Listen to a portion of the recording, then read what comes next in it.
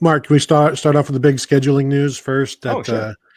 Ohio State and Youngstown State have agreed to play again in the very near future. So that's good. That's fantastic. That's huge. I believe that is in 2029. That's big time.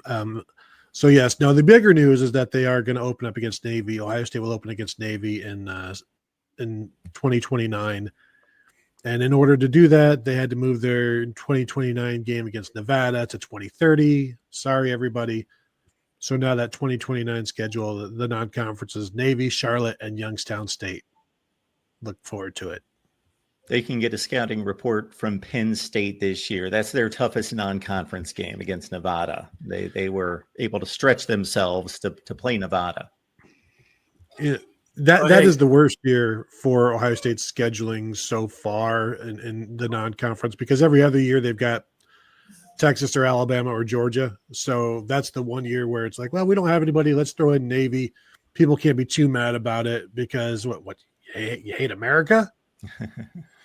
Yeah, they still have that picture at the WAC of one of those, I think it was Navy, where Tressel had both teams come out through the tunnel together, flying the flag and all that. And I think the Navy people were, a little bit, affronted that, hey, we're nobody's charity case, treat us like Michigan or treat us like Penn State. We don't want to be, your pity charity case just because we're, putting our lives on the line for the country. 25-26 is Texas, 27-28 is Alabama, and then 29, as you said, Navy is the primary team, not a Power 5 team, obviously, and then 30-31 is Georgia. So they've got some big-time games coming up, and, they didn't play a Power 5 team this past year. It seemed to work out pretty well for them. Michigan didn't play one the year before when they won the national championship, and that seemed to work out pretty good for them too. So, maybe Penn State this year will pick up that football and run with it. But, I like that they give us this information and we can already make plans for 5 years down the road where we're going to be on, let's see, Saturday, September the 7th or Saturday, September the 14th, 5 years from now, we'll be in Athens, Georgia. So, you think you can make plans, but I had made plans for the Nevada game, and they have fallen through. I do think we also need to keep in mind that if the SEC and the Big Ten do some sort of a scheduling thing here in the near future, some of these games are going to be thrown out as well. Could they get disrupted? Yeah. So there's always that. And anytime there's a scheduling addition or like an agreement or an alliance, if you will, these future games get thrown out anyway, although it's usually the SEC games against Ohio State that are getting thrown out because they're going to 9 conference games, or they had to do this or they had to do that. So I'm not expecting the schedule as it is right now to stay that way. Like, I wonder when the last time they had 6 straight years of no changes. So there'll be more changes coming. Yeah. The only thing constant in college football is the change. Tony, help me out. Mm-hmm. End zone interception against Navy. Brian Roll. Yeah. Yep. Okay. I talked to him about that once for a book, and the way he explained it is basically once he intercepted it, like everything went away, and he was almost like watching himself return the 2-point conversion, and that gave them the 4-point win. Like, there was no noise, everything was quiet, and he's just like watching himself return it basically as he stepped in front of the 2-point pass to tie the game at that point in 2009. That's crazy. Yeah, I was watching that just thinking, this team is too good. They cannot lose to Navy. That's not going to actually happen. Yeah, they went on and won the Rose Bowl, that team, 2009. Tell you what, it's better to open against Navy than to throw them in like week 2 or week 3 or week 4. At least you can prepare for them in camp.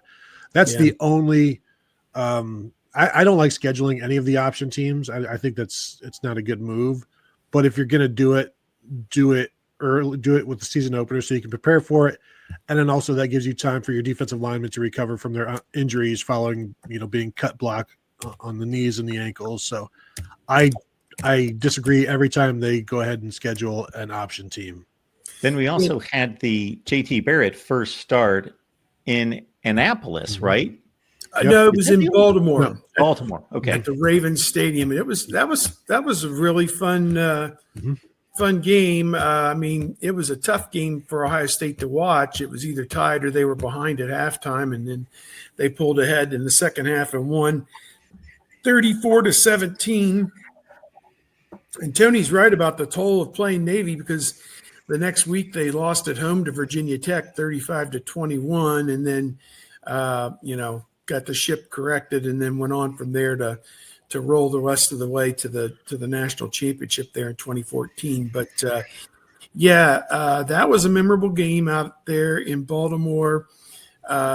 Navy was able to exploit some things with the Ohio State defense, and for at least a half or part of 2.5 quarters was right there with Ohio State neck and neck. So that was an interesting game to say the least.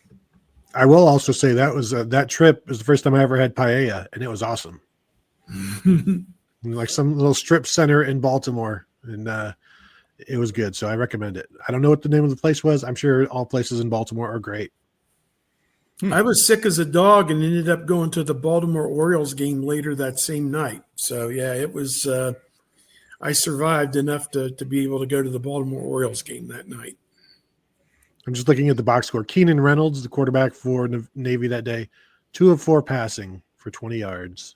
Yep. But they rushed for 370. That's crazy. Yeah, you would just think, okay, we got all these athletes and all this muscle. We just line up at the line and just stuff it, and they can't throw. This is easy. No, it doesn't work out that way. And they did the same thing every time. They're either going to give it to the fullback, quarterback's going to keep it, or he's going to pitch it. It requires such discipline. It's ridiculous.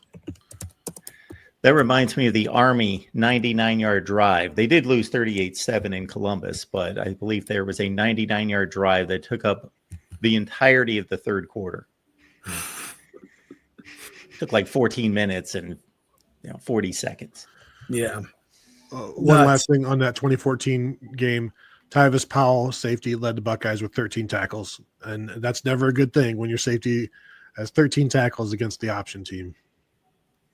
Because a lot of those are dragging them down from like 8, after 8 or 9 yards and another first down.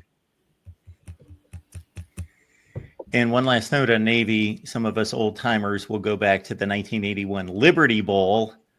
An Ohio State team that tied for the Big Ten championship was relegated to Memphis for like a 45-degree night on a Thursday night, December 29th kind of deal. And Art Schlechter and company pulled it out in his final game at Ohio State, 31-28. So that wasn't an easy task either.